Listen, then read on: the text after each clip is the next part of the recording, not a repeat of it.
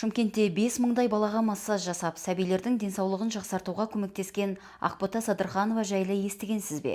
Оның бұл салаға келуіне баласының мойны қисық боп туғаны себеп болған. Баласы үшін арнайы курс оқып, сертификат алған соң, бұл машығын кәсібіне айналдырыпты. Қызыққаннан кейін осыны ары қарап өзім жақсы көрген сала болғандықтан ары қарап осы жұмысты алып кеттім. Кішкентай балаларға жасап бастадым, үлкен әйелдерге, қыздарға тек солай жасаймын. Ары қарап осы кәсіппен айналысып кеттім. 1,5-2 жыл сайын повышение дейді ғой қазір. Солай мықты мамандардан білім алып тұрам, білімімізді жетілдіріп тұрамыз. Жаңа туған балаларда дененің тым қатты не бос болуы, дисплазия, гипоплазия, мойын қисаюы, қан айналымының баяу айналуы сияқты жағдайлар кездеседі.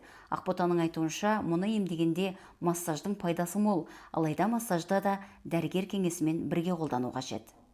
Қазір 5 килограмм салмақ болса, 1,5 айдан асса, жаңағы невропатолог дәрігерлердің өзі бала массажын ұсынып жатады. Шымкентке келгеніме 5-6 жыл болса, сол уақыттың ішінде бір үйдің 4-ші баласын жасағаным болды. Яғни 6 жыл уақытта 4-ші баласын дүниеге әкелген аналар бар. Ондай оқиғалар көп. Массаж жасау жұмыс қана емес, үлкен жауапкершілік. Сондықтан да шұғыл жағдай болса, түнде де шақыртуға барып тұрады. Жолдасы әрдайым қолдау білдіріп, көлігімен алып жүреді. Балаға массаж қызметінің құны сәбидің жасымен баратын жердің қашықтығына қарай өзгеріп отырады.